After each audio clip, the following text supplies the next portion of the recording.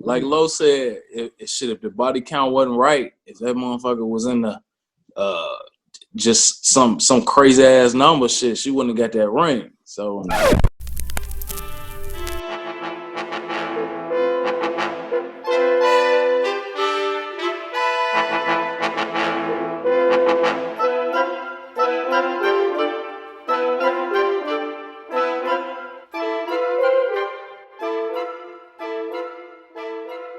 Hey, man, we back, boy.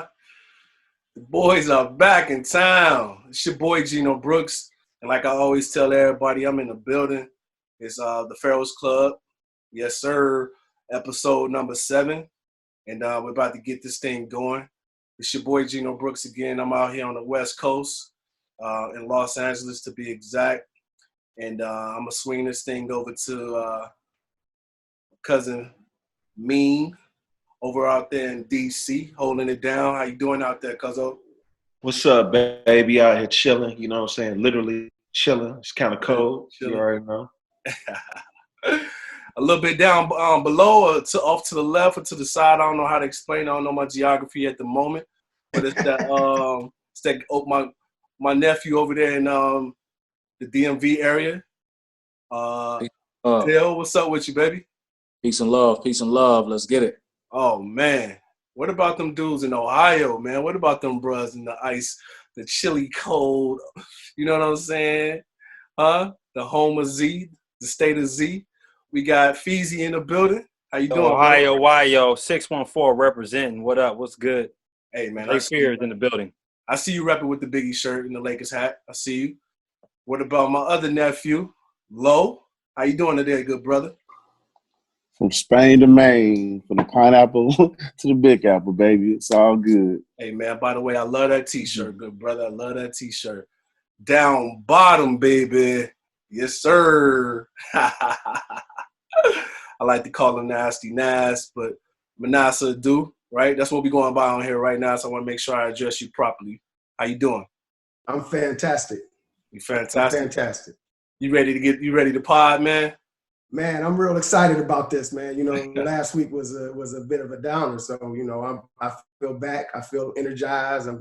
My mood is good, and so I'm ready to get at this. Let's tackle this thing.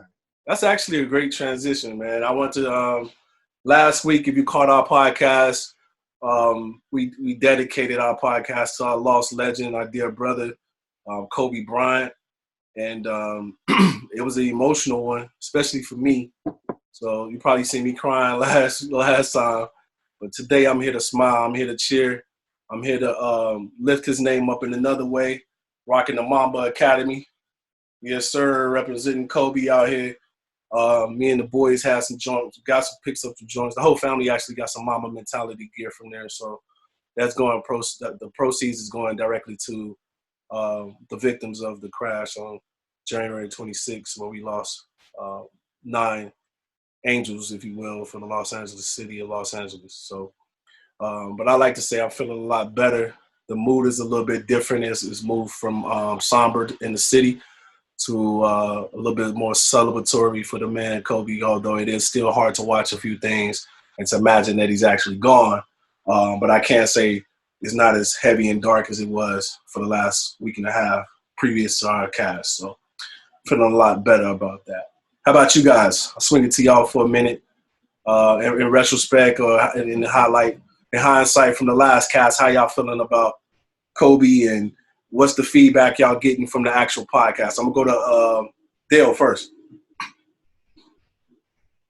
I am still, it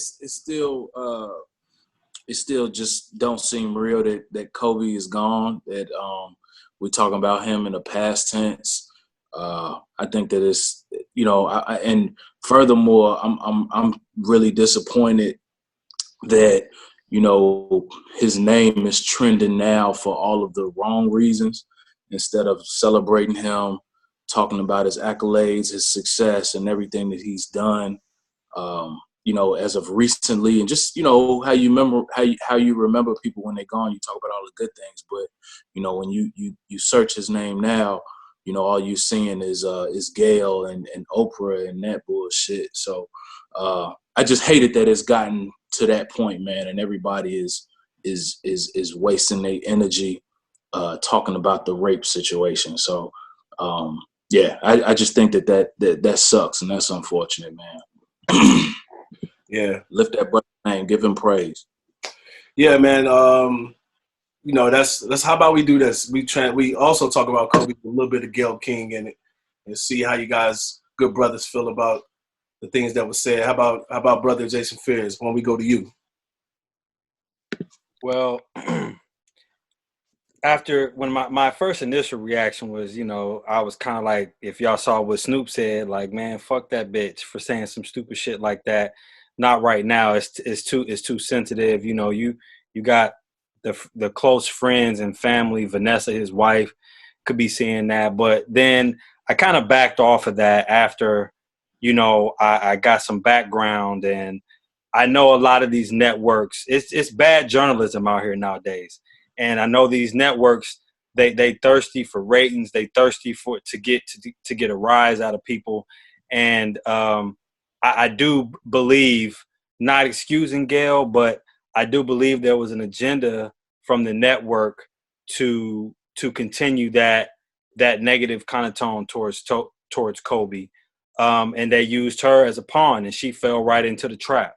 Now, whether she allowed herself to fall into that trap or it was 50-50, they used her, and she fell for it. So, and that's what they do. That's what these networks do.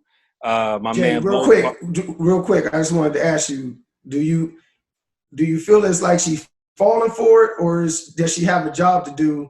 Her executives probably gave her some things that they wanted her to ask, and she was doing her job. I mean, could it have been as innocent as that? Well, that's why I said 50-50. I think it was like, well, I don't want to do it, but since you're asking me to do it, I got a job to do, so I'm going to go ahead and ride it on out. You know what I'm saying? Mid-show. I mean, I don't know who was behind the camera like, hey, ask him this, ask them this, ask her this right now.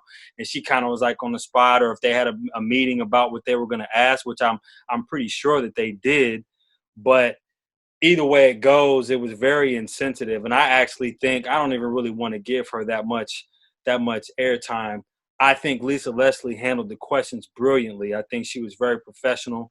I think she spoke from the heart.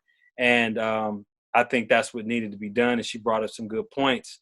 But, you know, unfortunately, I'm going to have to say this, Dale. Anytime someone, especially in that light, you know, they're going to bring up the negatives, you know. But I think that's what made Kobe who he was, brilliant, was the fact that he was a human being, man. He wasn't perfect. He made mistakes. He bounced back. He rebounded from that. And you know, let's move on. Like Lisa Leslie said, you had plenty of years, over 10 years, to ask these questions, you know, that you wanted to ask or do some research and find out what's going on.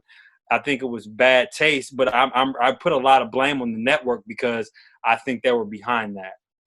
Well, I agree with that too. I agree with that. And the crazy thing, and you're right, you know, that is a part of his legacy. That's a part of his story, and it is what it is. The fact of the matter is, Kobe had a rape allegation against him, and it's going to be brought up. My thing is, in terms of Gayle, I think the timing of it was completely insensitive. You know what I'm saying? Like, the man ain't even buried yet.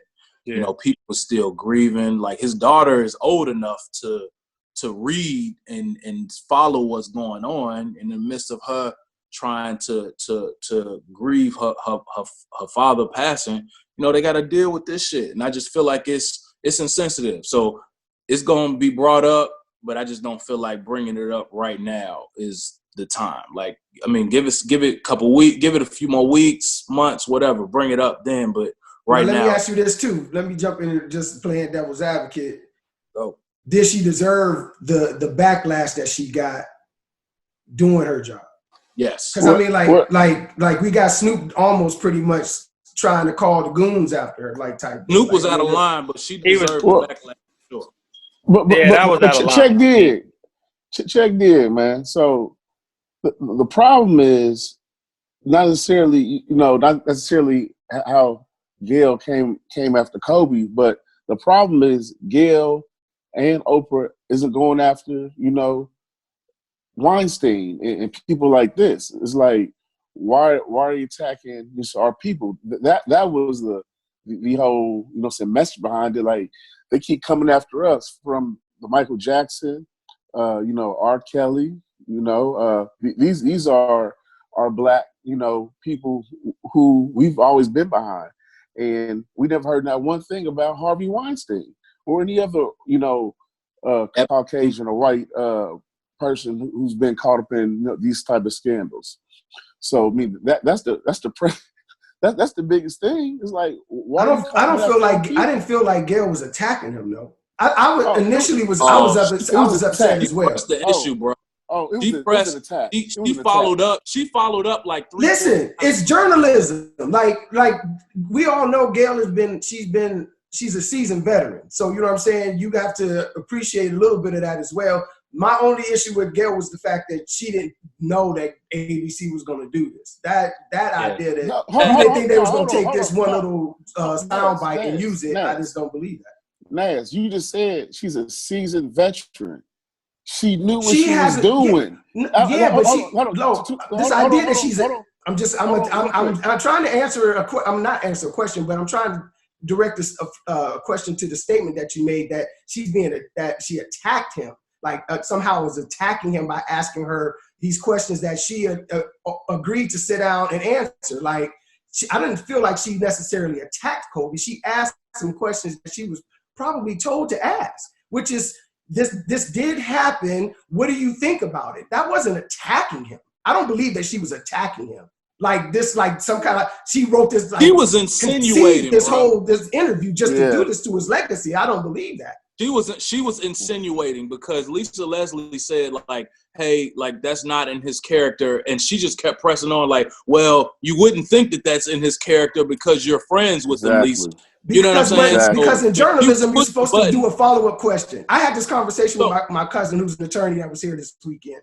And what she was saying is, as a journalist, your job is to do follow-up questions. You can do the easy, alley-oop to give you, like, oh, what do you think? Oh, you didn't think he did it? Okay, I ain't gonna press you. Or you can be a journalist and say, well, you are his friend. Maybe you would have never seen that side of him, because he may have never shown you that side. Maybe Hernandez, maybe you didn't see that part of him. So she was just doing her job. I get that, because I've heard from a number of journalists who don't see anything wrong with what she did. They're speaking just like you, journalistic integrity, all that shit. Like, she was just doing her job. But on the flip side, I feel like if you're seasoned like she is, and she's a journalist, then I feel like that you need to have some level of sympathy in the consideration when you ask those questions. She could have inquired about this in a better way, I feel like, and I feel like she failed miserably. Yeah, and at the same time, by her being Gayle King, who has a name, Oprah's best friend, she could have gave pushback to the network, said, you know what? I'm not going to talk about that in this interview. That's what she should have done. You know what I mean? Because it ain't like Gayle's a millionaire. It ain't like she necessarily needs that job. Let's be honest. I agree with that. That's my issue. Like, I hate that, man. Like, I ain't gonna. Hey, I don't want to take away from the seriousness of the conversation. Yeah, we talk about Snoop's scarf though. His scarf. His scarf game was better than Gayle. I think that's the real B. You know what I'm saying? Oprah was a little jealous too, because Snoop can smoke and he wears scarves, and he he actually almost caused a national security incident, because he threatened Susan Rice? Was that her name? She was the former attorney general, like that. Man, what Snoop did could be perceived as a threat if you really want to keep it real. If she was a public official, he would definitely be under investigation. Yeah. But I wanted to chime in back with what Nas said. When it comes to journalism, I mean, you can go through history. I remember when Pete Rose was at the Reds game and Jim Gray was asking him, and I mean, he was on him. Nobody liked it. But those are the questions that need to be asked. Like Nas said, Life or understand. death, man. It's Come death, on, right? dog. We're talking about This death, man ain't been dog. dead a week, and she coming Come after. on. Listen, man, No, journalism ain't y'all about tripping. that. It's about trying to find a fine line between what a story is and the truth. And so you have to be But- unbiased in that. And Well, you oh have my to be. She has God. to go in This- there, even though Gayle has already said that she admired him, she loved him, she liked him, they had a decent relationship. So I don't feel like it was like this, like she plotted with ABC, like, let's get this cat, like, let's get this Right. nigga Naz, now. let me ask you this. But Let me- listen, she had an option to either go forward with the questions that it ain't like they came to her right before the interview and handed her some questions. This was a thought out thing. And I agree with you, Lo, that maybe as a person, she could have stepped away and been like, look, I'm not going to ask that. Like, I as a person, I'm not going to do it. I'm not saying I shouldn't do it. I just not going to do it myself. Let's just keep it a buck. All that is, it comes back down to the numbers. It come back to the ratings. It come down to the sound bites. Yeah. You know what I'm saying? That's all it really is. And unfortunately, it's been, our good brother has been reduced to that, not even in the damn grave yet. So however you want to spin it, it wasn't right. It wasn't the right timing. And it's a way that she could have stepped out of it. So speaking of putting up numbers, man, let's transition into some songs because I want to make sure that we left off on some really, really high, good stuff with Kobe. So I want to keep it there. I don't want to go back with the Gayle shit. I don't even want to get out that much, much more light. You know what I mean? She was wrong. But what I know Kobe for was putting up numbers, man. Buckets. You know what I'm saying? Buckets. You know what I mean? He number 4 on the all-time list, right? Yeah, man, he put up them buckets. But what about this? What about some other numbers? Got a question for you good brothers. Oh, shit. It's called numbers, man. Body counts. Oh. Hey, man. Talking about murder? How many of you? You better start getting specific. How would you? Here's the question: do you know your woman's true body count number? Oh. Before, of course, right? Before marriage, right? Before marriage. Listen. This question is not a direct question for me to ask you what that number is. We talking to an audience, but some cats may have an open marriage. So, let me be clear. I'm not asking a specific what your wife's number is because I don't want none of us to get in trouble. I'm only asking, if you know it. And if you know it, you know what I mean? What was that process like? How did you feel? And do you feel like you know the true number? There it is. I'll go first. I'll go first. I knew the number. I didn't care. It wasn't going to change my mind. So mean again. No, y'all was clowning me for my. Yeah, your internet trash, bro. Hold on, man. I'm gonna come back to you. All right, let's go, Lo. Lo, take that one first for me. Oh man, yeah, man. I definitely know the body count. And it's like it is what it is. I ain't too much worried about that. I'm two kids in. Was it 6 years of marriage in? Been together damn near 10, 11 years. So I'm about to be 40 years old. I sure ain't worried about the body count at this stage. And trust me, if that body count was something I wasn't able to handle, so that ring would have never been presented. So we here now. So look. Let me transition that question a little different then, so everybody won't fall, under that category. When you asked that body count, Dale, let's go to you. At the time, what was your reaction? It was cool because me and my wife, we started out as friends first. So she knows my body count too. Your true body count? Don't nobody know your truth. No, don't nobody know your truth. Don't you dare fix your mouth and say that shit. Don't do it. Don't do it. Fix your mouth. No. Listen. Because me and my wife, we before we started seeing each other, we was cool. We was just homies. We would talk about, all this shit. And yeah, when I would describe some of the rendezvous I had, left her speechless. She's like, whoa, like for real. So it was the same thing. It wasn't the same thing with her, but we both shared experiences and shit. That was that. And like Lo said, experiences. You share all of them. You share some. Like Lo said, what? Like Lo said, if the body count wasn't right, if that motherfucker was in the just some crazy ass number shit, she wouldn't have got that ring. So I read something. I read something that said it's a 7-11 rule. It said if you had less than 7 people, you round up to 7. If you have more than 11 people, you round down to 11. Hold on. you bring up a good point, because I think that it's kind of underrated, the body count with our wives, because I think it's safe to say that we've all known our wives since they were like in their 20s. You know what I'm saying? So the body count can be relatively low or lower. I don't know how that body count situation go when you meet somebody like in their 30s, 40s. 40. You know what I'm saying? That's like, hey, that Butte wine. Very good that point. Butte wine. You know what I'm saying? That's a lot of smoked sausage going around, boy. Damn, So let me ask you this though. Why is the body count so important? Why do guys want to know the body count? Shit, you gotta know. Our fucking ego, dog. Man. Right. I'm asking, why is it important? Let me let Mean take that one. Mean, you take that question. I mean, it's important. I mean, if you gonna marry her, man, I mean, yeah, you want to know the body count. I mean, so, and again, love is love. Cats may not even care about the body count. I'm not speaking for myself. However, cats may not.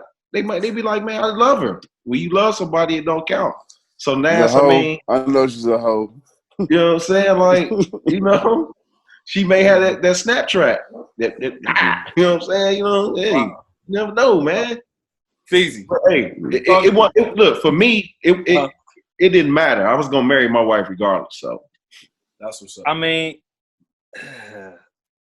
it matters, but I guess I look at it like this. Like, I mean, do I want her numbers to be low, knowing that possibly my numbers might be high? So, if I ask her, I might not want to tell her what my count is, because my count might be off the chain. So, man, I mean, I'm just saying. So, does it really matter? Do you really want to know? That's what I'm asking. No. Why does it matter? Yeah. And why would you want to know that? I mean, you know, she's had some experiences. When people ain't being honest. People ain't being honest though. People ain't telling the true number. Most times. So fees. I guess it's kind of interesting because, like, with your situation or whatnot, like this body count, I guess we over 40 years old. I mean, let's do the numbers here. So if you're 40 years old, so you probably get smashed, let's say from 16. I mean, if you let one guy a year smash you up, you did it, I'm saying, 20, 25 cats.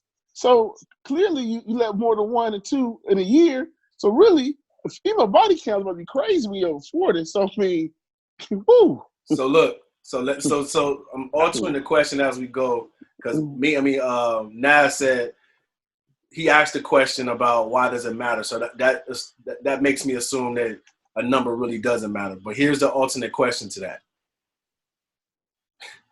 what's too high? That's what I'm saying. Okay, so here's the thing. Jump in on that. Here's the thing. I think that every person has their own number in their head. Like I'm talking true number though, Nas. I'm just setting the base up. I'm setting the base up. I think that everybody has a number in their head. of what they feel is appropriate or inappropriate number That's of true. a body count. And I think that number varies, whether it's because of your experience or whatever. I think everybody has a number, women and men. And I think that, like, in your mind, you like, if it's over, if she didn't have sex over 15 dudes, then Well, wait, How hold old on. is she, though? Let me ask How something. old Though. is she, though? Let me How ask old is something she? though. Hold on. You got to consider time frames. So 15 dudes over, say, 20 years. That's what I'm saying. Or How old is she? would you rather have her say, I only have 5 dudes over a year, though? Jeez. So it's only been 1 year, but shit, you just slept with 5 people. Well, this chick got 15 dudes, but it's over 20 years. So maybe she just had a busy year. Maybe she was in a drought for the 2-3 years before that. But I want that shit to be spread out. Okay. I don't want that shit condensed like that. So again, fuck that. Again, so we get. So what about you though? How does that? All right, my bad. Number. What's the number? What's too much, Nas? What's too many? I mean, how old is I'm she, a lot. man? For somebody do you consider to be your wife is the question. I'm gonna say over 20. That's ridiculous. Right. So wait a minute. But what about guys? Is it the same? Like if you have over 20, is it? Hey, I live by double standard. Oh no, for the record. Okay, talk low. Talk, bro. I live by double standard. You can't do what I do. You like, nah. You can't do what I do. For the record, it is a double standard. Most definitely, it is a double standard. That's why I don't even want to have a con. I don't even. I'm gonna be light on the surface. I think ignorance is bliss. I think ignorance is bliss. My questions are usually like, how many boyfriends have you had? I don't need to know how many dudes you done knocked off. Like I don't want to give you my number, so I don't. I Exactly. was cool with getting a body count in their 20s, but when you dating somebody in their 40s, I'm better off not even knowing. Because if you tell me you didn't had 20 plus dicks, man, I'm just feeling a certain kind of way. It just is so 20. So 20 is your number? Yeah, 20. Man, hell no, nigga. Shit, in the 20s, like that's better be below 10. Shit. So look, wait a minute. So wait a minute. So we talking about 20 dudes. What about the hoes, like the mouth and different hoes, right? So 20 dicks. 20 dicks. That's it. In what places though? What places, man? You got to think about that too. Man, come on. I'm just saying. There ain't no way to be able to determine that number. Nah, hey man, it's some freaks out here, bruh. I'm saying no. Sexual body count. Like you didn't have sex with a dude. I don't want to go into mine. So I'm going to be real. Everybody don't define traditional sex the same way. I've tried to like come up with the number, and sometimes you forget 1 or 2 people, so you never know. Yeah. Hey. So listen. So you said, all right. So we at least got a hard number. Now here's the other question. Flip. Because this might, y'all feel like y'all gave it out, man. Number? Y'all gave y'all true number. Y'all gave her y'all true number, right? 7. Hey, listen. I stick with 7. Listen, I stick with 7. 7-11 rule. I just told y'all. No, it's funny you said that, Nas. I was like, man, I've always just said 7 because the jewels, said, hey, this is 7th episode. You feel me? Listen, lucky number 7. Listen, 7. I would never forget that number. So, hey, 7. With a straight face. He tried to blame that shit on the jewels, though. Everything. Henry Arthur Callis ain't got nothing to do with you getting booty, boy. Hey, Geno. Hey, make sure you put that consent in there, man. This has nothing affiliated with Alpha or Jewel. That's why I don't even want to go into that question for real like that, because I just, like Nas said, how many boyfriends you had? Cool. I figured like you had sex with all the boyfriends.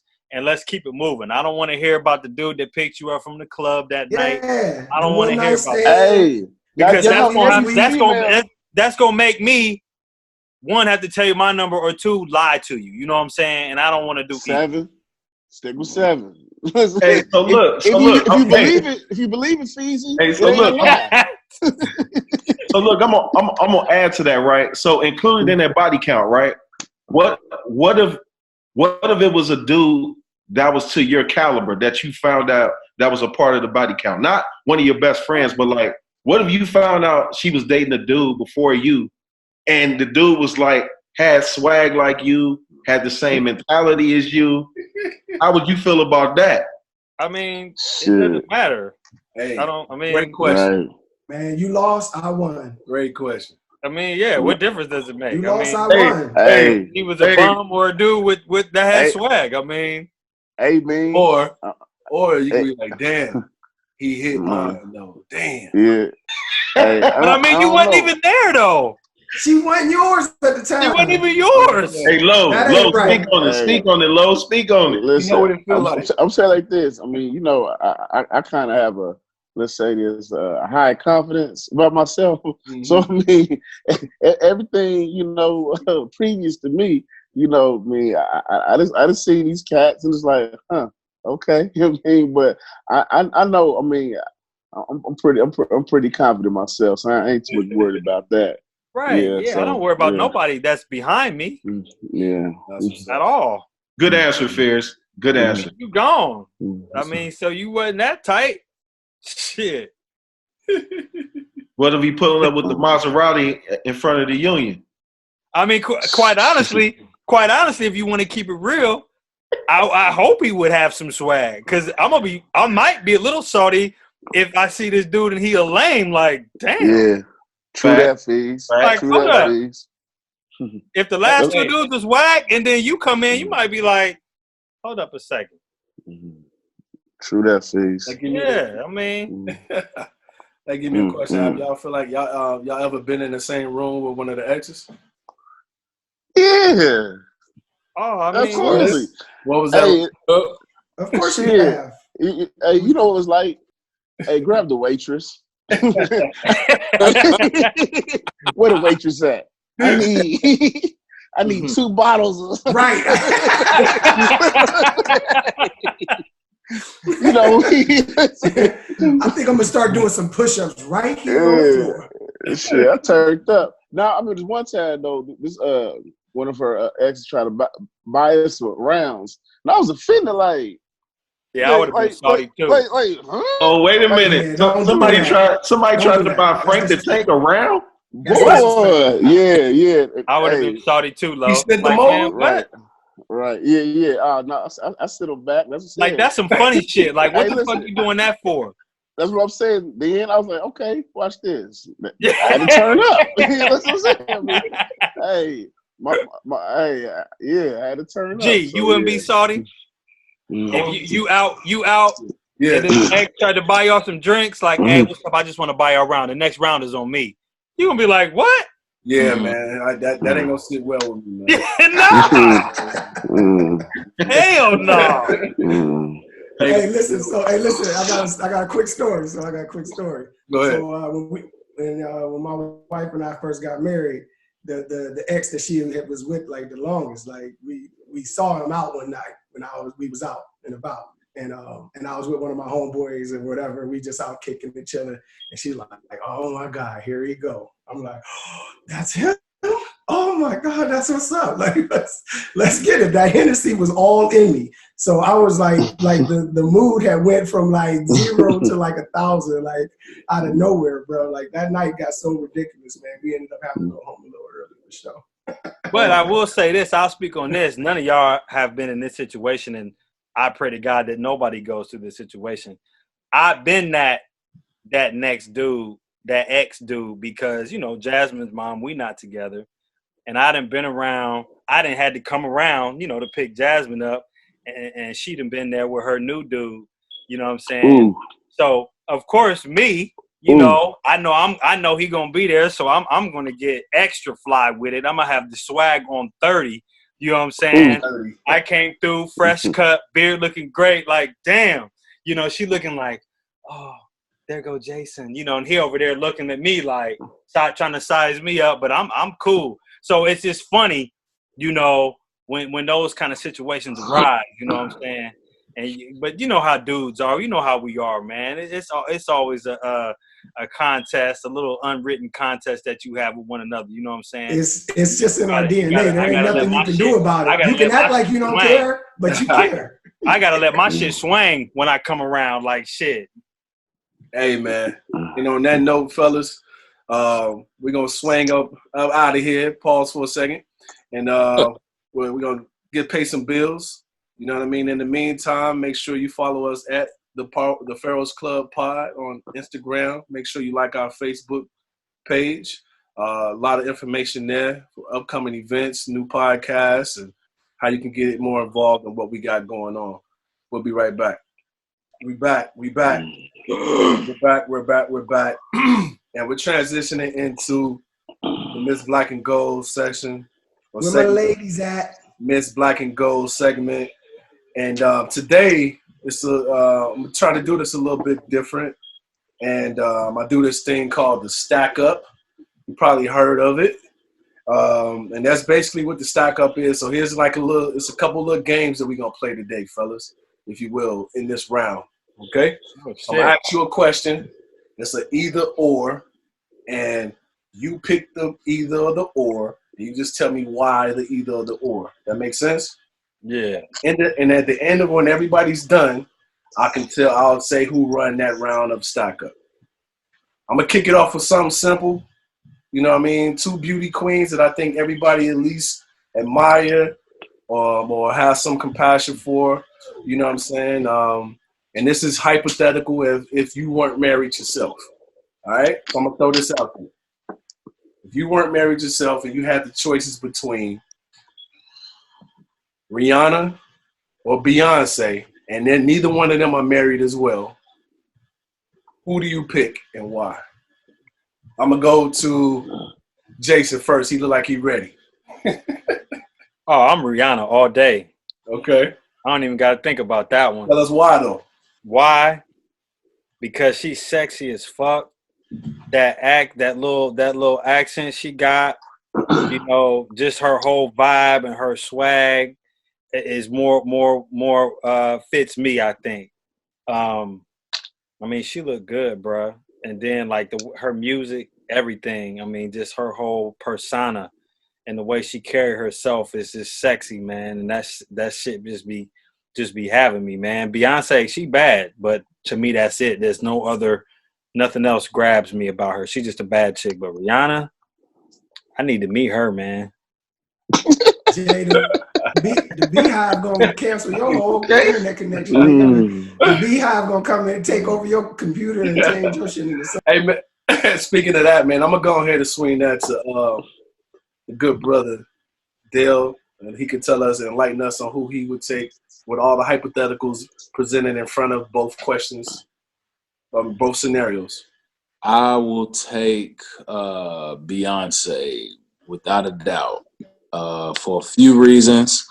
One, I'm like hips and thighs all day, and man, she got them, and man, she got these. It's like times 100 now since she had them kids. I told you, it's something about women now that they didn't push them babies out, man. But and besides all that, man, I've been in love with Beyonce back in the fucking Destiny Child days, like before she was Queen Bee and all got her glory. Beyonce been fine since like back in motherfucking 98, nigga. So Beyonce all day, man. I love Rihanna and shout out to Rihanna because Rihanna, she like true to it. She got the accent like Jay said. And even with all of the fat asses and the surgeries and stuff being like glamorized, she kept it true. She's still slim and natural, so props to her, but I'm taking Beyonce. Let me go ahead and throw that to Lo. He look like he ready to jump in. Lo, nephew, tell me what you would do. Man, it's pretty simple. I mean, the Queen. I mean, Queen B. I don't even know. I didn't know this was even a real question. I mean, Beyonce got it. I mean, like Rihanna, no doubt, she got that sex appeal, all that. You know, y'all seen her. You've seen in the little where she like in the little videos what she be having on, or a little post on Instagram, whatever. But Beyonce, man, she's like a captivating woman. There's something about her, like just ooh, there's something to me. Let me just say it like that. And I mean, I'm Beyonce all day. Yeah. You said woo. Woo. Yeah, it took his breath away. He can't even finish his sentence. Yeah. Queen Bee, man. Hey, Ameen, I'm gonna leave you for last, good brother. Come on, Nas, jump in there. Let me know what you think. Man, this is tough for real, man. Because but I gotta agree with Jay a little bit. Like, to be honest with you, even like in the Destiny Child's days, I was always like more of a Kelly Rowland chick. Like I liked her more than Beyonce, and that's not because Beyonce ain't everything that she is. Like she's amazing. I think she probably is just like too much. She's too much for me. She way above my pay grade. I ain't got no clearance for that. Like, you know what I'm saying? But like Rihanna will come down from the clearance with a blunt in her mouth and walk down amongst the people, and I might actually she might catch my eye. You know what I'm saying? We might lock eyes, and who knows what happened after that. So like, I just think like Rihanna is more like a chick I could see myself meeting someone that sexy. Like Beyonce is beyond my reproach. Like I can't. She's like the pinnacle of what else you gonna get once you got Beyonce. Like, right. And for me, I was always like a Kelly Rowland fan. So give me Rihanna a little bit, just a little edge. I'm gonna jump in there before I let Mean bring it home. Hey man, I mean it's simple for me. It's the queen. I love Rihanna too. It's hard for me to even choose. I'll tell you this: it's harder now to choose than it ever was in my life because it's always been Beyonce over anything. But Rihanna. You've been having this battle for your whole life. Hey man, I mean, well, not my whole life. But you know what I'm saying? For a long time, Big B been the one. And but Rihanna, man, over the last decade, you know what I mean, she's been really pulling it through. And especially over these last couple of years, the independence, the vibe, like you said, I like the fact I don't even smoke, and I like the fact that I know she would smoke. That shit is kind of sexy. But Beyonce, man, is just like you said, like the epitome of everything, in my opinion. Again, this is hypothetical. We don't have wives, and Beyonce's not married herself. But she's just it. You know what I mean? And Dale, I'm mad she didn't mention the mama titties, man. You know what I mean? She got the mama titties, man. And I love mama titties. They so amazing. They so amazing right now. Man. For me, it's easy, and it's always been easy, and it continue. It's getting a little harder, but I'm gonna have to go with Beyonce. Bring us home, man. What you think? Hey, real quick, I got a funny story real quick about Beyonce, real quick. Does it have to do with me? No. Okay, all right, go ahead. No, not at all. But so my freshman year at the Woo, Two Rights, shout out to Wilberforce, who all birthed us. But anyway, my next door on Two Right, the guy lived next door to me. His name was Marlon Bowers from Houston, Texas. So this is what 2000 or whatever. So he always be like, "Yeah, my cousin this, my cousin that." I'm like, man, who your cousin? He said, "Man, Beyonce." I'm like, man, dude, shut up, man. Whatever, all right, whatever. so square business. So he says, okay. So he had the little photo book, you know what I'm saying? Like, he had all the pictures of the family, you know what I'm saying? Michelle, everybody's like, is this your cousin for real? He said, man, hold on. She on the phone right here. This man was on the phone talking to Beyonce. I mean, I just said hi. You know what I'm saying? Like, hey, how you doing? But she wasn't like, Beyonce, like how she is now. She was Destiny's child, but she was still somebody. Right. But, so damn. After, So after the freshman year, he didn't come back. He ended up being her road manager. Being a road manager till to this day. He's still with their team. So shout out to my man Marlon Bowers, aka Tex, man. But yeah, that was the realest thing ever I've seen. Damn. Okay then. Okay, That's crazy, Lo. It's his first cousin, literally first cousin. Damn. All right, go ahead, man. Bring us home, man. So I'm gonna keep it simple. I'm gonna keep it to my personality, man. Like, I mean, Rihanna, man, bad girl Riri, man. I mean, I'm just letting y'all know, man. Like, she do it for me, bro. Like Riri will definitely drink some bourbon and smoke some cigars with you, boy. I don't even smoke weed no more, but she'll roll the blunt. She's popping whatever bottle you drink. Right. She not worried about her money and all that bullshit. She trying to kick it. She'll have a beer with you. Man, Ree tough, man. Ree can relate. You could throw on some heat. She'll probably finish the lyrics. And I mean, there ain't no shade against Beyonce. Beyonce's the queen. She's like the epitome of every female artist that's out here in the world right now. But she'll look like she'll try to shice me on the action, man. Like I'm saying, like I want action. I ain't trying to wait. What did he just say? Man, like Beyonce, you would spend the whole night with her and won't even get no ass. Oh man, that's flavor. Fuck that. Flavor. I'm going with Riri. I'm going with Riri, man. You know what I'm saying? Riri all day. Riri Riri show up at your hotel room with that bourbon and a cigar in her hand. Yes, sir. Right. Hey, Riri let you hit on the beach all day. You know what I'm saying? You ain't got to worry about it. Hey, Mean is sick, bro. He always taking it too far. He always taking it too far. Just saying, you asked me, shit. Hey, man, I feel him though. I feel like Ree will hop out the limo. I feel like Ree will get out the limo with you and get in the whip with you and be like, "Man, I'm riding with you tonight." You know what I'm saying? Wow. Let's go get a bottle. G, I'm gonna say this, man. You know, image is everything. So for all we know, this image of Beyonce ain't really her.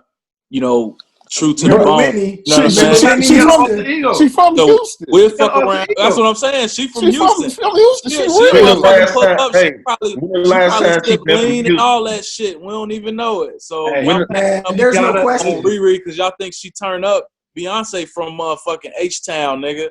Y'all know how that shit go. Look, when the last time she been Beyonce though? Hey, man. Image, man.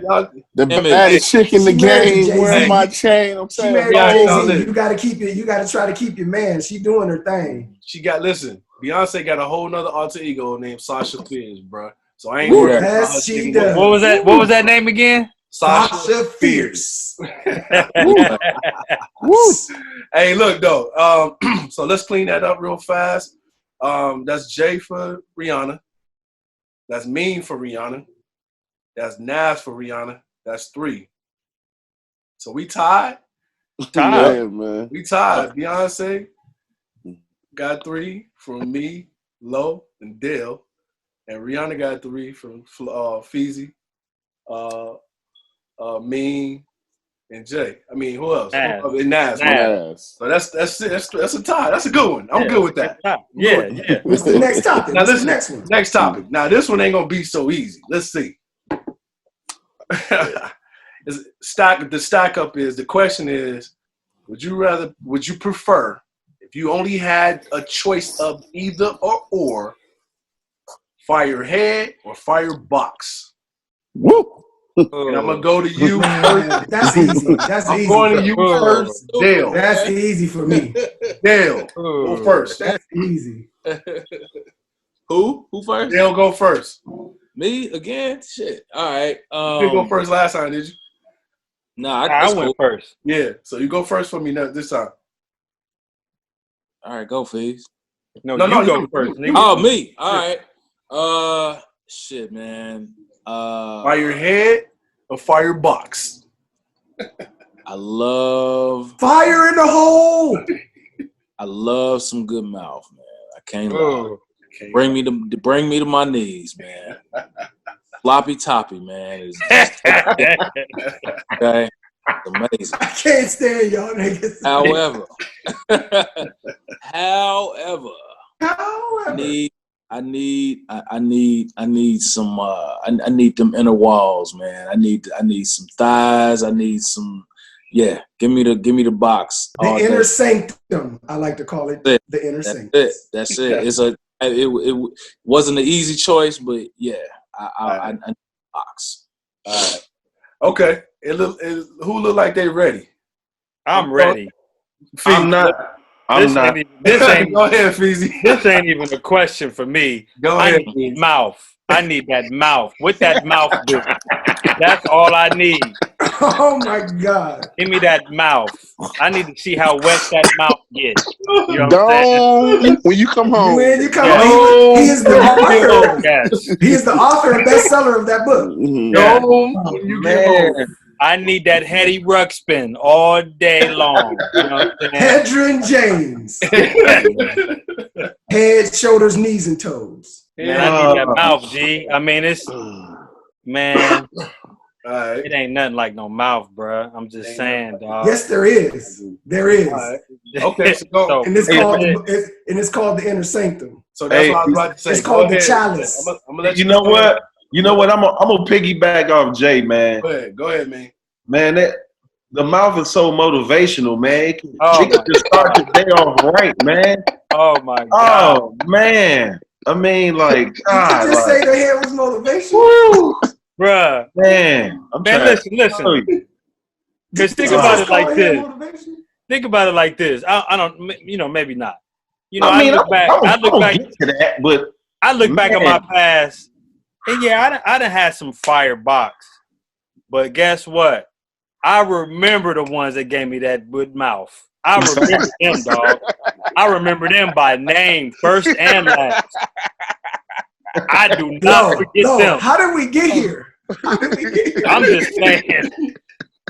Man, mouth is motivational. Mouth is motivational. Man, hey, I'm sorry. No, I don't let y'all use y'all mouths. I can't do that. Pause.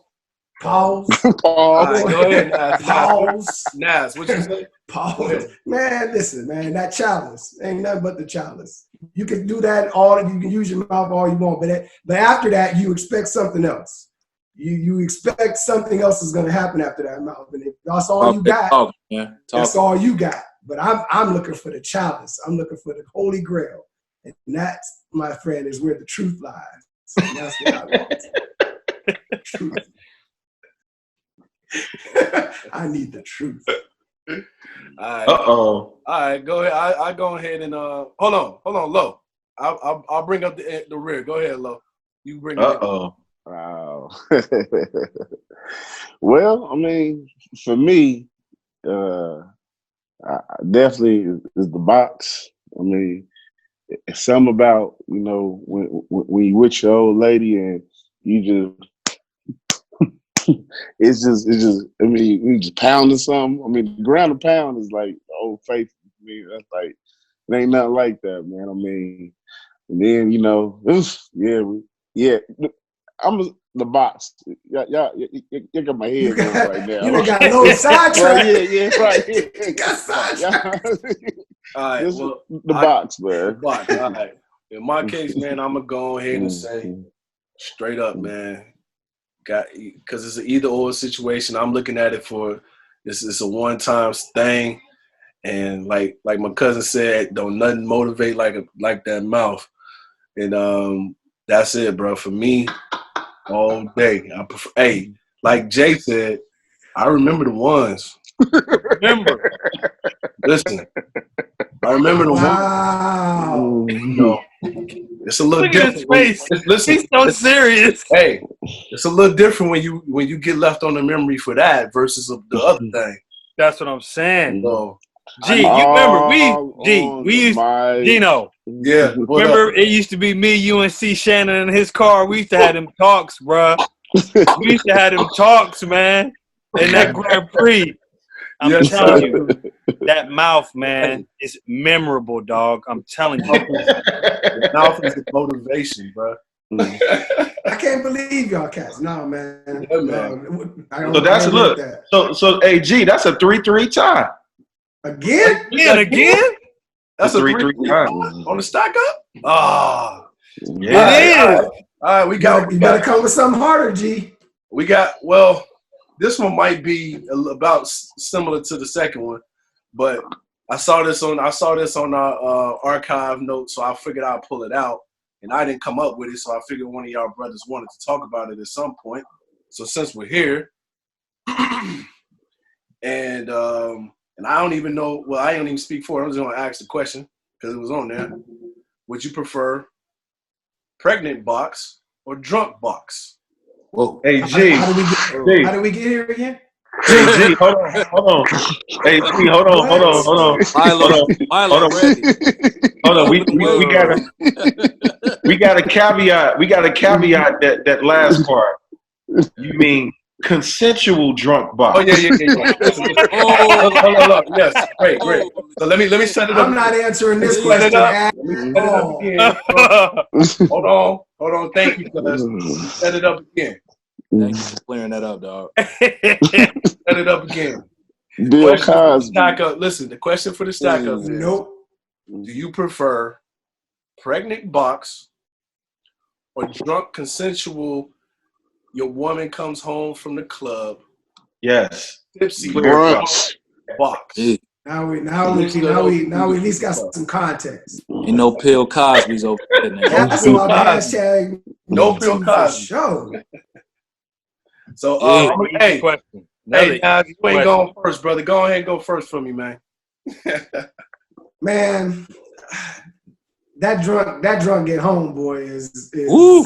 that's the Go. you know what I'm saying? If you getting them texts, while she gone and that setup is right. When that drunk get home, boy, they willing to do a couple things that they don't usually do. He said a couple things.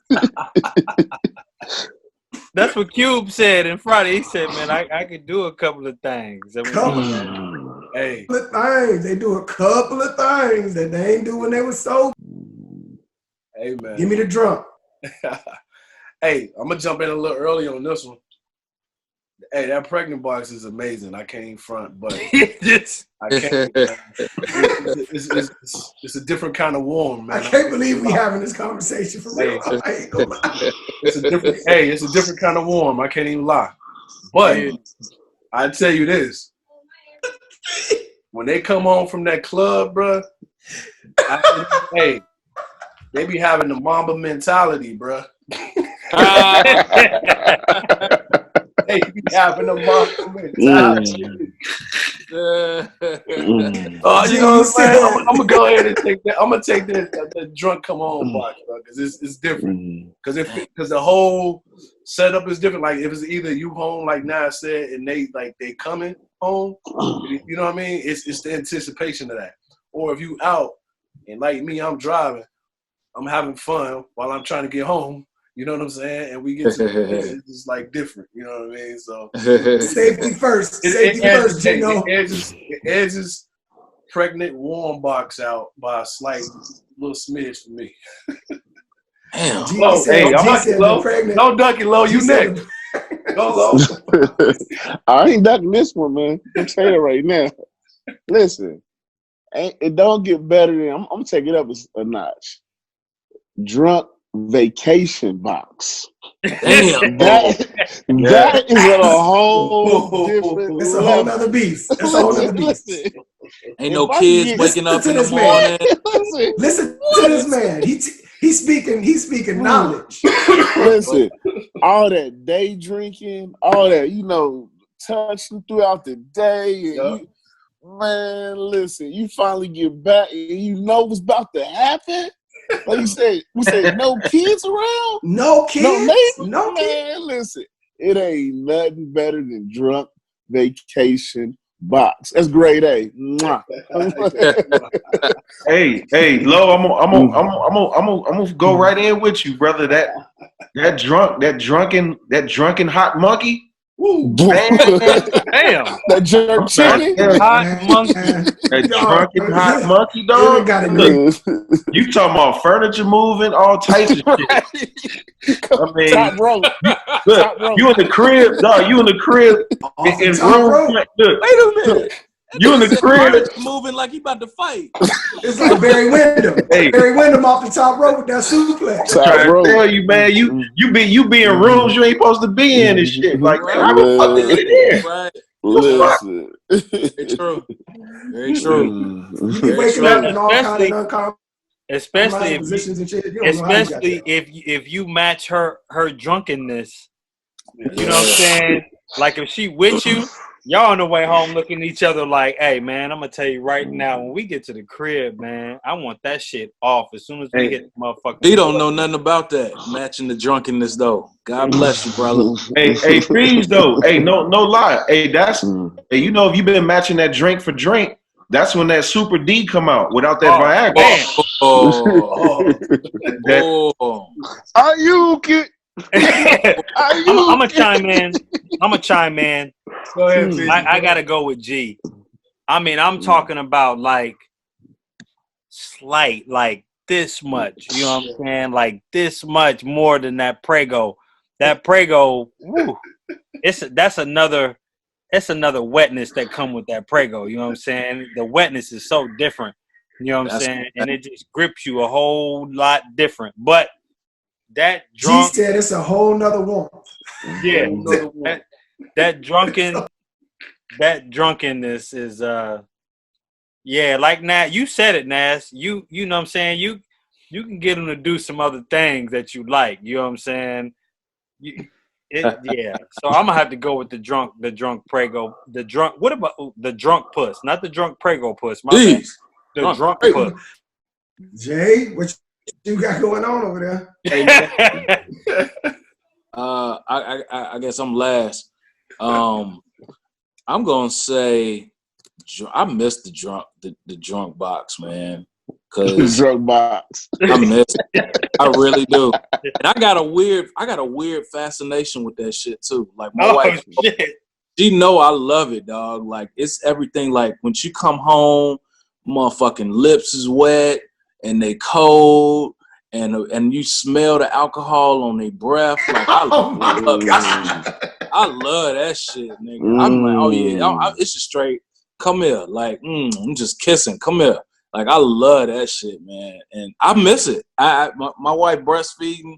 She don't drink like that. So, yeah. That ain't going to be forever, though, homie. I know, dog. I can't wait. I'm like with Lo, nigga. That drunk vacation. Oh, give it to me, baby. Oh, man.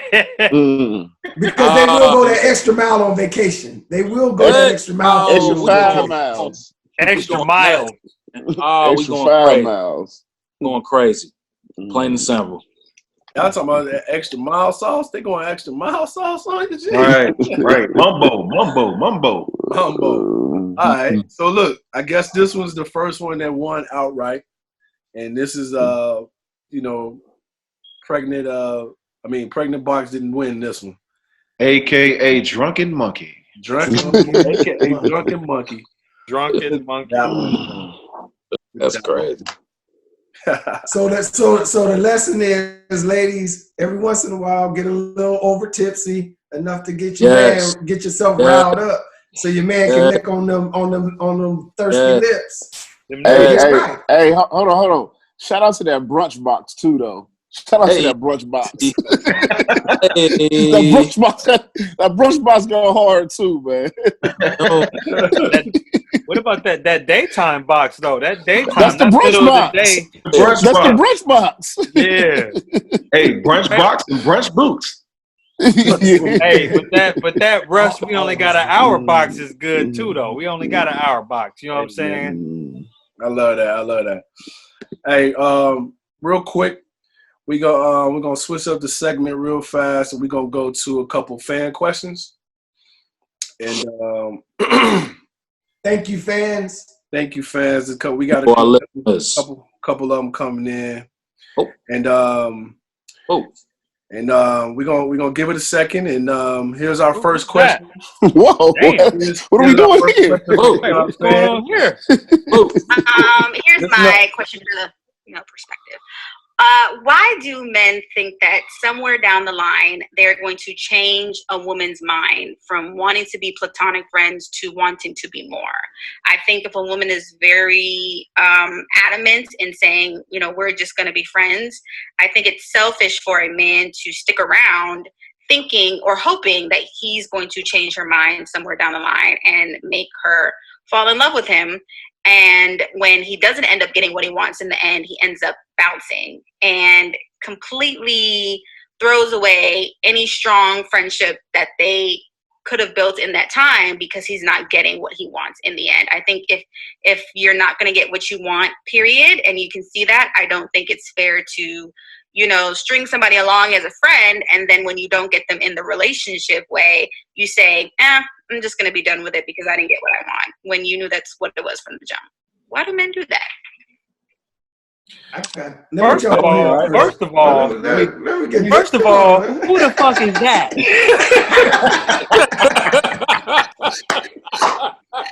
Speed, you can answer that question for already. Hey man, like shit, I got an answer for you already. Hey man, let me set it up real fast, guys. Hey man, that's my good friend. That's Ashley Williams. She's an actress.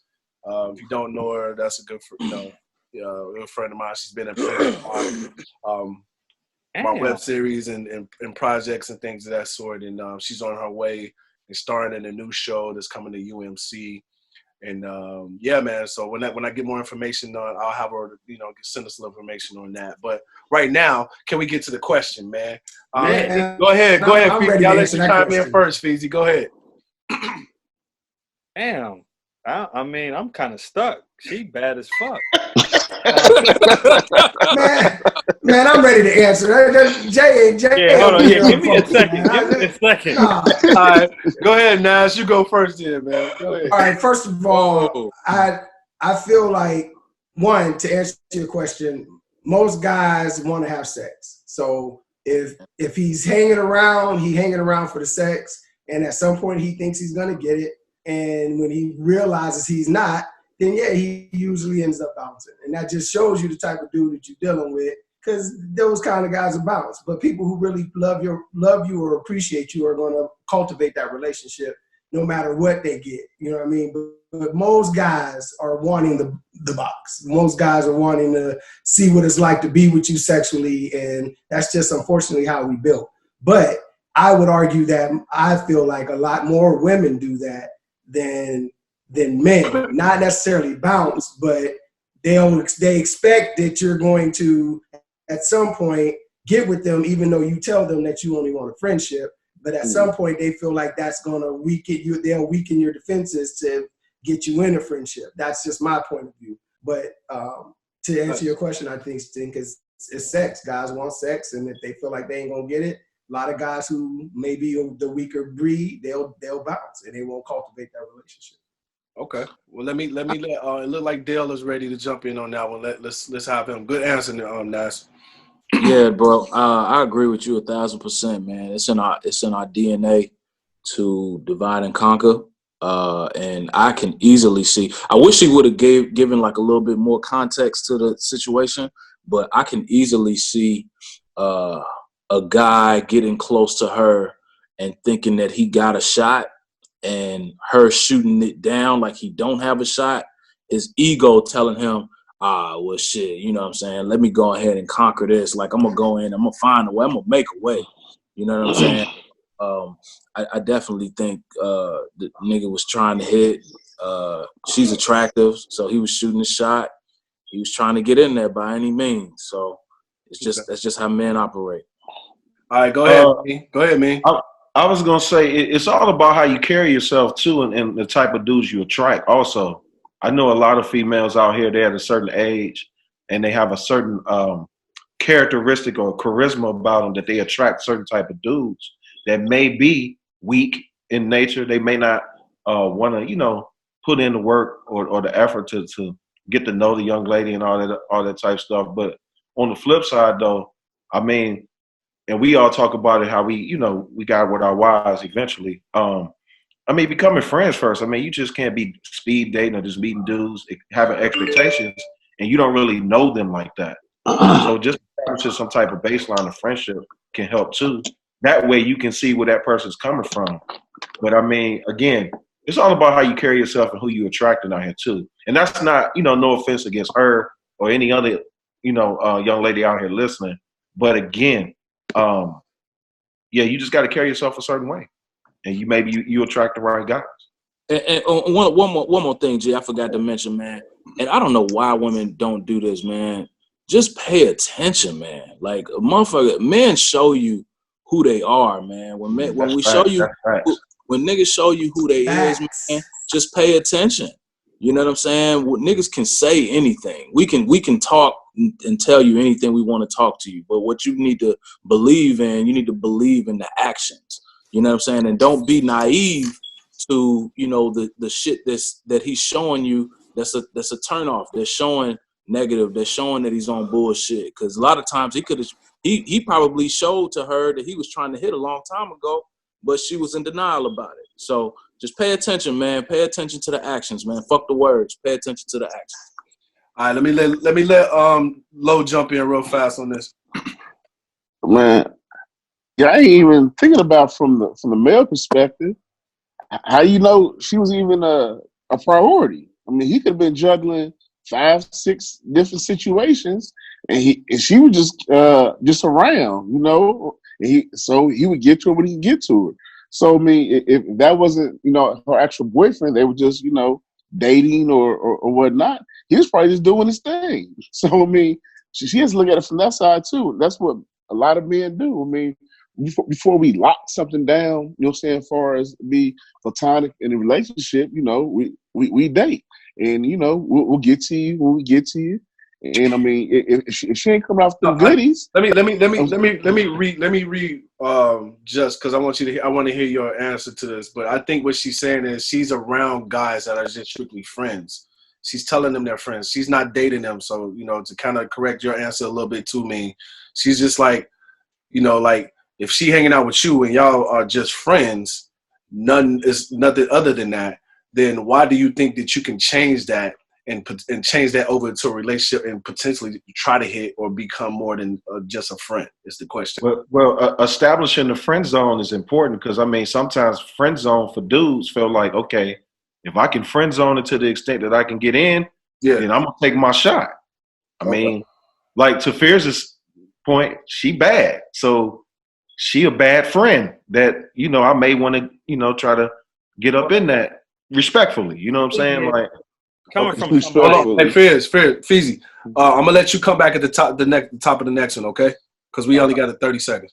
Oh, okay. We'll come back. We'll take a small break, and when we come back, we'll have Brother Fierce's opinion. All right, peace. Can I see that video again? When we come back, we can play it again. All right, I will replay it for you.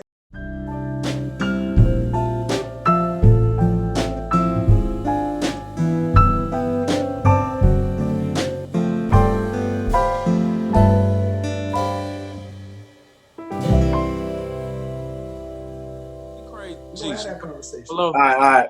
We got everybody back. Let me swing us back in, and we can get back going, guys. We're low at. Right, we're back. The Pharaohs Club podcast is back.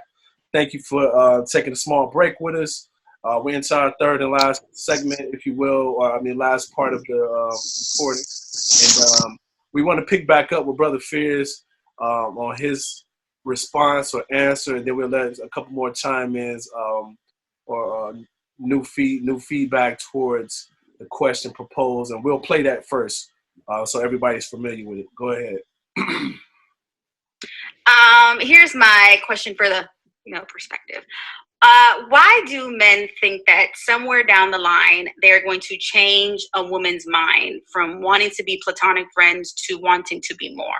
I think if a woman is very adamant in saying, we're just going to be friends, I think it's selfish for a man to stick around thinking or hoping that he's going to change her mind somewhere down the line and make her fall in love with him. And when he doesn't end up getting what he wants in the end, he ends up bouncing and completely throws away any strong friendship that they could have built in that time because he's not getting what he wants in the end. I think if you're not going to get what you want, period, and you can see that, I don't think it's fair to, string somebody along as a friend, and then when you don't get them in the relationship way, you say, I'm just going to be done with it because I didn't get what I want, when you knew that's what it was from the jump. Why do men do that? All right, Freeze. All right. Then I'll let some other brothers chime back in. But go ahead. Can you get your response to that? Well, a couple things.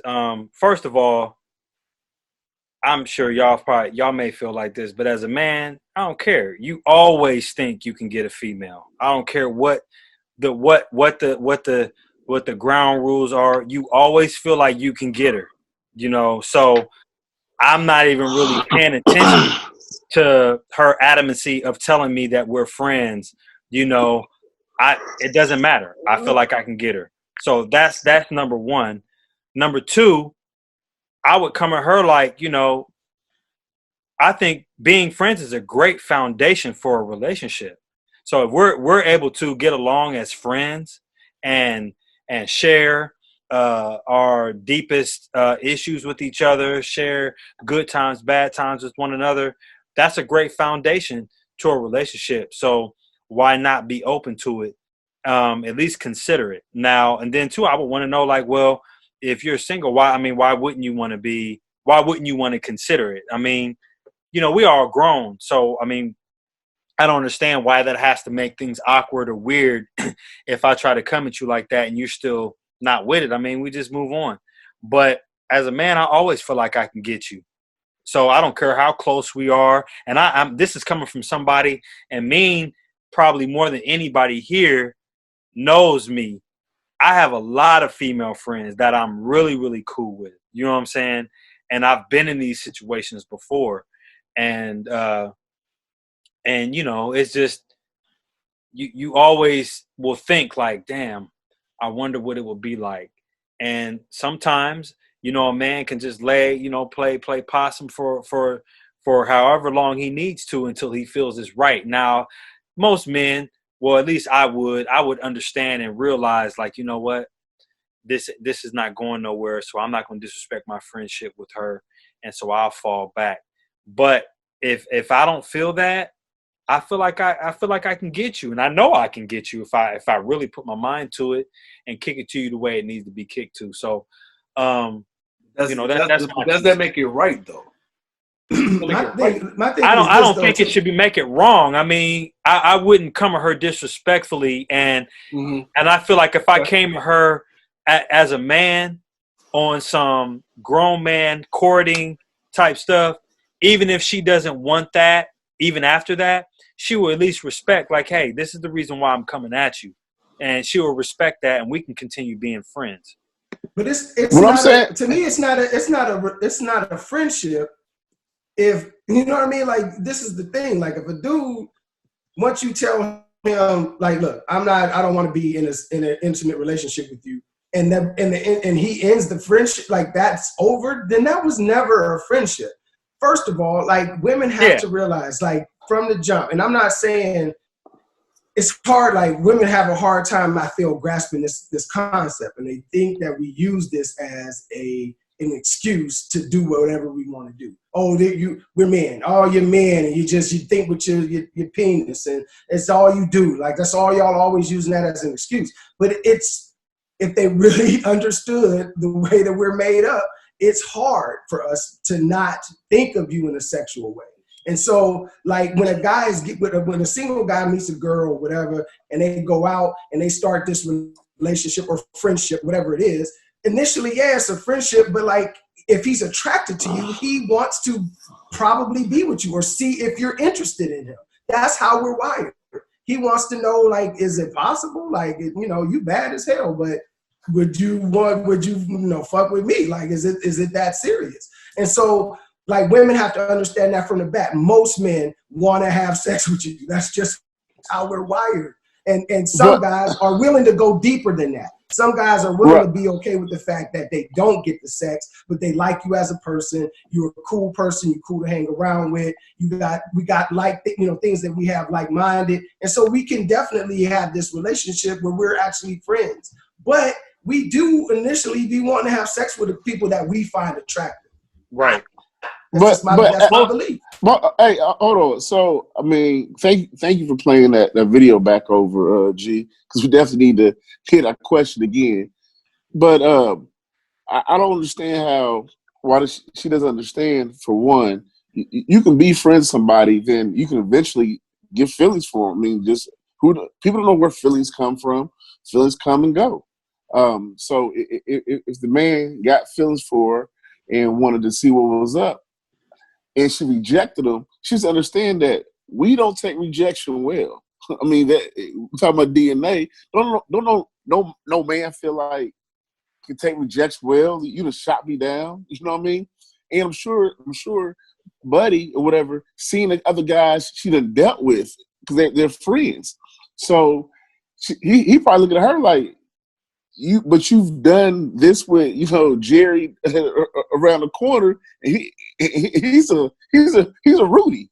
I mean, like a Rudy too, as we call him. So I mean, I'm trying to step to you. What I'm saying, give you some G. Say put you up with some things, and date you or whatever, and you want to shoot me down. So I mean, yeah, I can go back to being friends with somebody after they just rejected me after trying to be with them. So that's what that is. I mean, that's just feelings, man. I mean, don't maintain the rejection well. She can't understand that one. But I'm going to be honest. Me personally, I would only come at her if I knew that it would be reciprocated. I mean, I'm not going to just throw no dart in the dark. So let me ask this then. Can you be friends with an attractive woman? Great question. Now. Yes. I got plenty of friends that's dope. No. I'm saying you not like have become friends. Can you, like, you know what I mean? Like when you meet somebody, is it always trying to hit, or can you be friends with the woman? Can you really be friends with her even though she ain't willing to have sex with you? I can now. I can. I can now. I'm married. I'm married now. Hell, you can be friends, but back in the day, Lo, you crazy hell, man. Lo, crazy. Gee, what you think? Hell no. I mean, like, I'm a dude that had a lot of female friends that I've called sisters and stuff like that. A couple of them that's been sisters, and my friends or my bros would call them bad. So, yes, I believe it's possible to be someone's friend and not cross the line. So yes, because I've done it. I have a couple. You got self-control, G. That's what that is. You got self-control. Self-control. Yeah. Yeah. I got fans, man. I got some. Yeah, but I mean, I'll say this too in my defense. I've had it even when I was little, when I didn't have before I was married, and when I didn't have as many restrictions on myself. I was still a couple friends that I never crossed the line with to this day. That I'm glad I didn't. But I can see what people be like. Damn, she bad, and you ain't never. Why do you think that old girl? Like, why do you think that she? Answer her question. How do you? Oh, and that. Why do you feel like? Why? Going back to her question, I mean, see, the reason why I pose it to y'all is because I can't, obviously I know her, and I know, and I'm one of her friends. I'm one of the male friends. So, I can see where, and what I've always told her is that 9 times out of 10, regardless of whoever that is, they really trying to get with you, and it's unfortunate. And I sound like a hater when I say that, but it's the truth, and it usually comes back that way. But I've seen people pose as something different in her life, and when it don't go a certain way, they take away their friendship from her. You know what I mean? And she's somebody that cares deeply about people. You know what I mean? And loves hard. I don't know, man. That's kind of hard. I think that's kind of fucked up. I'm gonna be honest, because, like I said, this is my arena. Like, and I have plenty of friends that, bad ones, that I've never came at like that. We just been friends. I've had some that, I've expressed an interest in, and we still remain friends. I think it's all about how you do it, and if you respect him or not. I feel like if the dude bounces on her like that, in my opinion, I don't think he respected her like that. These ain't friendships. These are like, thank you, Naz. These are not friendships. I'm sorry. Well, no, so I guess I'm agreeing with you. I'm agreeing with you, Sans. I'm agreeing with you. They wasn't her friend. That's why I said these are not friends. if you was friends, that's what I need her. You could say what you wanted to say, and she would understand it, and y'all could go on and be friends still. Yeah. And you got Buddy playing possum. And you got to think where she lived too, man. Like she live in L.A., so it's like. Is she from L.A.? No, where's she from, G? She's from Florida. Okay, so I mean, Miami. Wow. So I mean, it's where she's been. You know what I'm saying? So L.A. I mean, I don't know how the dating scene is in L.A. I mean, because I'm not single, but I mean, it has to be very difficult because I mean, she's very attractive and she's can't find anybody. So that's another thing, G, I wanted to mention. I feel like maybe we could pose some of that, not just to her, but maybe some female friends that y'all might all have. Like, I bet that most attractive women like that are gonna run across this, where guys are gonna, it's gonna be hard and difficult to be friends. It's gonna be difficult to be friends. Yeah. Yeah, Nas. Because this is something that we're gonna have to discuss later, like at a whole nother cast. But what you say, yes. I say, while your female friend, you just a good guy. That's all I can say. I mean, bro, back in my heyday, there was no rules. Man, me and Jay, bro. Rules. I came to Wilberforce with 2 chicks. Man, everybody was on them. Like, Jay, them you? I'm like, nah. And I mean, they was bad. You know what I'm saying? I don't know how that Chris works. Rock say? What Chris Rock say? A man is only as faithful as his options. Yeah, in my world, it don't work like that. So, I mean, salute to y'all brothers. But back in the heyday, I mean, hey, nobody was safe. Nobody was safe? Nobody was safe. Savage, man. This cat's savage. Oh, man. Okay. Savage. Well, I mean, let me see. I got another one. I mean, I don't have a video for this one, but I do have another one we can try to chime in on real fast. Hold on. Yes. I'm reading a couple. We kind of covered the Gayle King thing, so we don't need to go back on that one. Okay. Okay. Okay. This one this fan has a few. Let's dig into a couple of these. What specific things turn a man off while dating? I think, and would you have sex on the first date? And if a woman allowed it, would that turn? Okay. If a woman allowed you to have sex with them on the first date, I guess that's what she's saying. Would you be turned off by them? And is there such thing as moving too fast? That's the question. I'm going to say no and no. And why? Why is because, I mean, some people you meet, I mean, it's plutonic from the first sight. Other people you meet, it may not be that plutonic. So it just depends. I mean, to be funny. There might be a special vibe that you have with that person. Right. So I'm going to say no and no too. Because, I mean, if I'm attracted to you and we attracted and it just so happens that night ended up in us having sex, I mean, that's just what it was. I'm not drunk box sex. Drunken monkey. I've never been a hit it and quit it type of guy. So I can only speak for me. So I'm not gonna let that stop me, or I'm not gonna let that allow myself to judge you because you allowed that shit to happen. You know what I'm saying? Hold on, Fees. Hold on. So you never had a one night stand, Fees, and that was it? Yeah, but it wasn't because that's hit it or quit it, ain't it? No, I mean hit it or quit it is to me a hit it or quit it is I hit you and then I chose after the fact not to hit you again. To me, a one night stand is like the one night stand I had. I didn't have her number. I didn't have nothing. We hit it, and so I wanted to smash again, but I didn't have no way to get in contact with the chick again. It was a one night stand. That's what I'm saying. That's the true definition right there. Okay. Yeah, got it. Okay. Damn, Fees, you broke that shit down pretty good there, brother. Okay. All right, Dale, you want to chime in, or should I go to the next question? No, I got you. It's not too fast. I don't think it's moving too fast for like a one night stand. I mean, especially now as an adult. I mean, You know, we got needs. Our bodies got, you know, we got desires and shit. So we adults. It's what it is. Now, is it such thing as moving too fast, like in terms of like a relationship? Hell fucking yeah. Facts.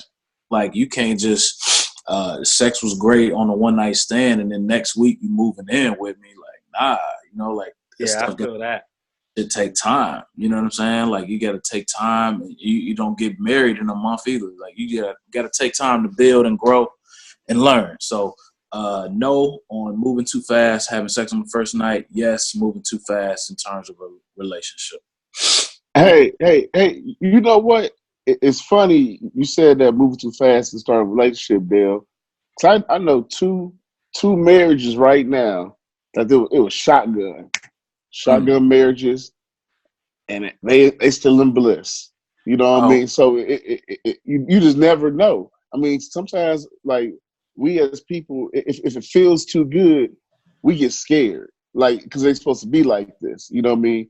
And we kind of back off because it just feels like, nah, this ain't right.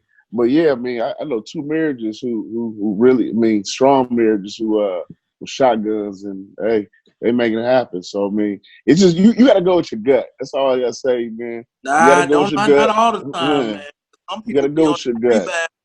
Some people be on that rebound and they gut telling them like, oh, let's move forward. And then, you know, in a couple months, I can't stand this nigga. So, but I see what you're saying, though. It can definitely work, but not in all cases. All right. Mr. Thornton. Greetings, Earthly. Take me to your leader.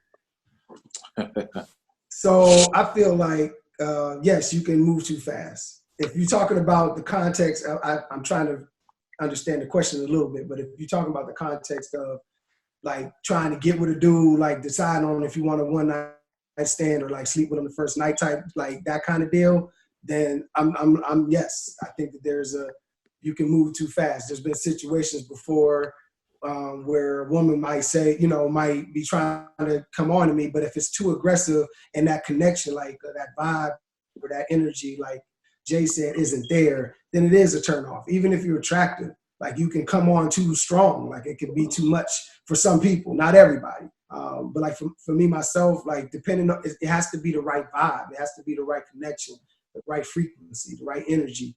And like sometimes you, like y'all said, like you can know it. You can just be in a room and y'all lock eyes and the body movements and the energy that's coming off, like you ready to do whatever this person is ready to do. Like if she ready to get it on, you ready to get on, or whatever, you know, vice versa. So I do believe that you can move too fast sometimes, but I also believe that, you know, a one night stand is, you know, I've had one or two in my life, and you know, it's just what it is. I ain't looking for you. You ain't looking for me. We just had this moment in history, and we're going to let it be. And as long as the vibe is right, I mean, that's, you know, I think that's what people are looking for. All right. Well, y'all kind of, this is the last question. Y'all kind of transition into it, and it was similar to like, you know, what do men think about a woman that makes the move first? So that was man, the question. let me start there, because when I met my wife, she came up to me in the bar, and for me that was like, it almost damn near sealed the deal. Like the fact that she saw something in me that wanted to come and holler at me.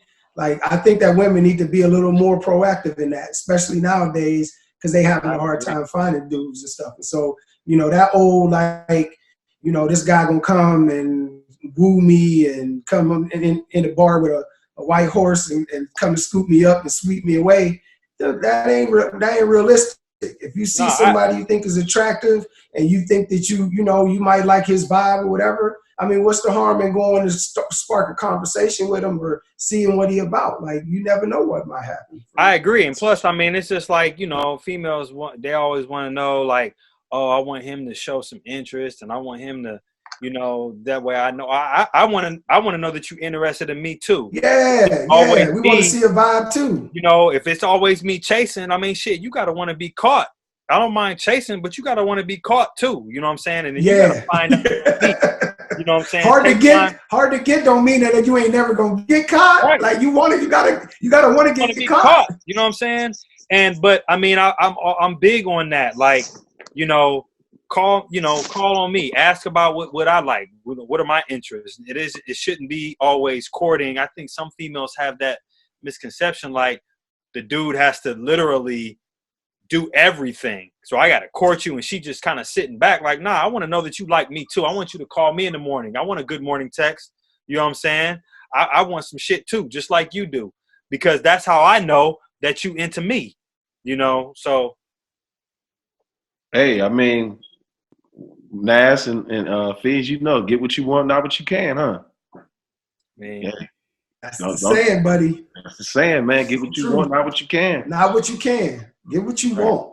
All right. So, hey, ladies, hey, you can make that on a T-shirt. Put that. Don't deny your box. Put that across them breasts. Get what you want. Don't deny your box. If your box is calling for that nigga, hey, let it happen. Let that box be opened up. We didn't say box. We didn't say box. I'm just saying. Oh my God. He said if your box is calling. What's going on today? Right, I know. Jay is on rapid fire for real. If the box is calling. God damn. Yes. Dale, you good or you all right? No, I'm good. Some of my fucking loud. Sleepy Hollow. Hey man, we got one more little quick segment before we do the wrap up. So it's called I've called up this it's around the tune, but in my fashion of it, it's gonna be called Rapid Fire. Right? And what's gonna happen is in this hat, it's a Cincinnati hat too, Lo. In this hat is a host of questions. You see these questions? So what I'm gonna do is I'm gonna call out a brother, and I'm gonna call out a number. No, I'm gonna call out a number. No, I'm gonna call out a brother. He's gonna call out a number, and if it's closest one to what I'm thinking, they gotta answer it. Oh, shit. Cool. Spot. Do it. Say it again. Say it one more time, G. No, all right. So what I'm gonna do is everybody gotta answer one. So what I'm just gonna do, I'm gonna pick a person, and I'm gonna pick from the hat. Let's make it a little simpler. Is that cool? But we'll be the random. Got you. All right. All right. I feel like I've been picking on Jay going first for a long time. I feel like Dale went first a couple times. Mean went first. All right, Lo. It is a Cincinnati hat. Let's do it. It is in the Cincinnati hat. So with that said, hold on. I'm gonna check this chat and make sure we good. All right. Ah, shit. Out of the hat. The question is, if your wife could plan you the perfect romantic dinner, a romantic evening, what would that look like? Wow. Romantic. It's a good question.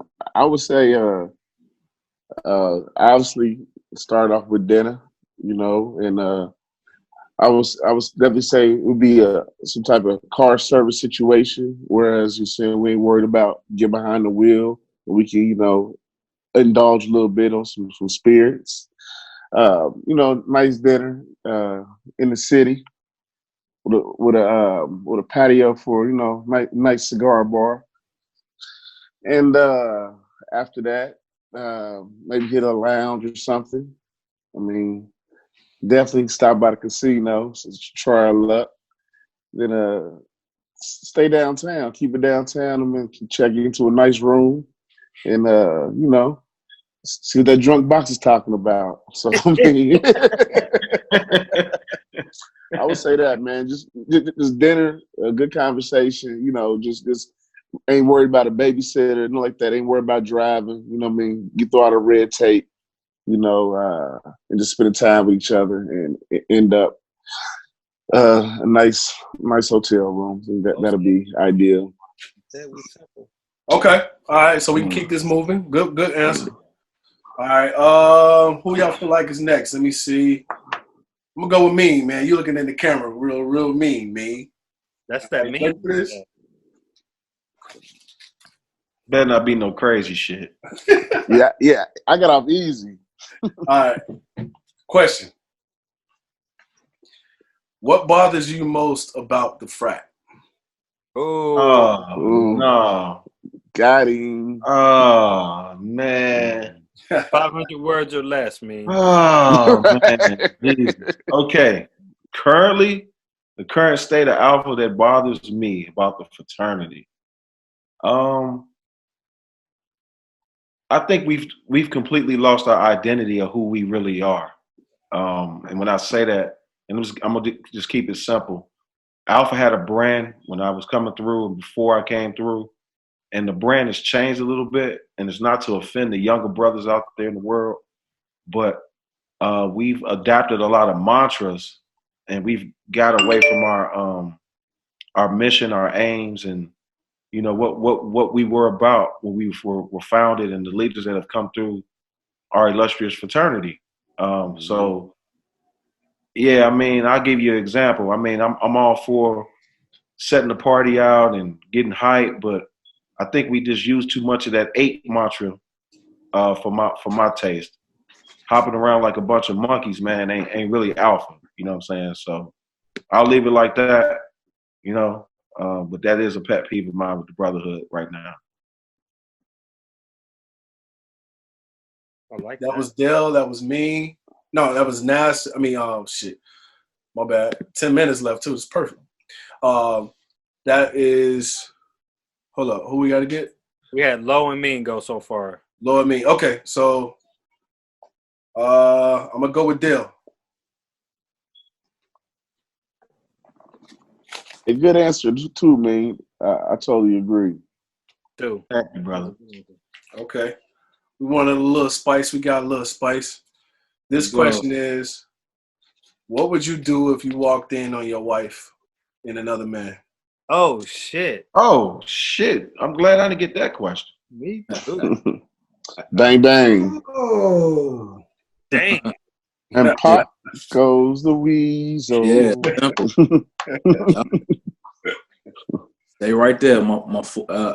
The nigga, if he in my bed, he don't know my 45 is right next is right next to it. So no, I wouldn't do that. Shit, I would. I go ape shit on him. I go crazy on him, whoever he is. Yeah, that's easy. Handle her later. But yeah, I'm going crazy on his ass. Not in my house, in my bed. No way. Wow. You get a little flesh wound, Dale. You ain't gotta kill him. You get a flesh wound. You got it. You gonna get tapped though. All right, moving right along because we got about 8 minutes left, and I want to be able to properly wrap us up. Good question. I mean, good answer, Dale. All right, Feezy. Yeah. You are going to. You get one redo in life. What is that? Ooh. One redo in life. Yeah.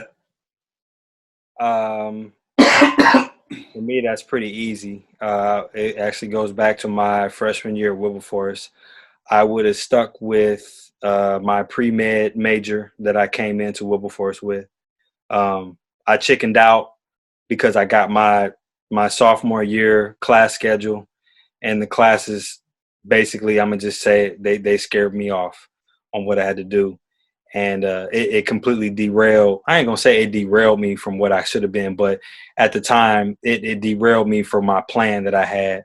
I had always wanted to be an occupational therapist and be a trainer for some team, NHL, MLB, NFL, NBA, whatever. And I was on that path. I was adamant and I was passionate about it. But I fell behind in some of my grades and some of the classes. So when I got my second year schedule, I felt that it was too much. So that will be my redo. I would have stuck with it. Hey, Feezy, damn, we got so much to come, bro. Do you know the Wilberforce lied to me and told me they had occupational therapy there when I came there? Yeah.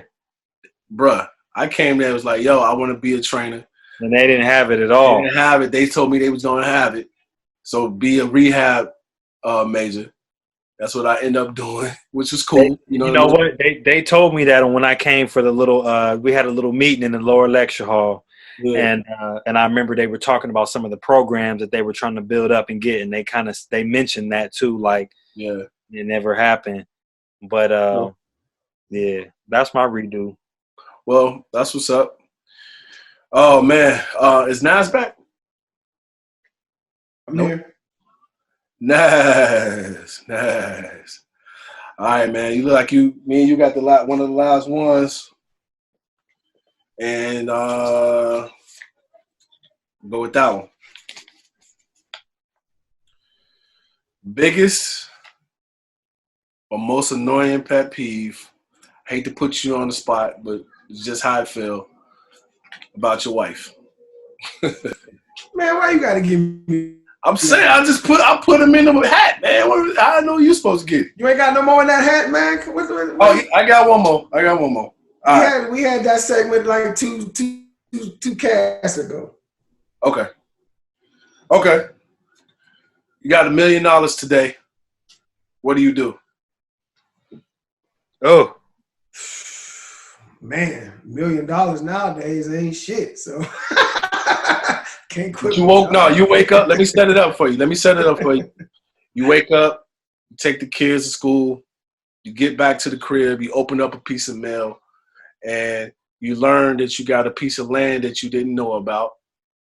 In addition to the land, whatever it's worth, you also receive $1 million full tax credit. I mean, no taxes based on your heritage. Let's just say 40 acres in a mule. Let's say that. Got a little windfall. I came into a little windfall. Shit.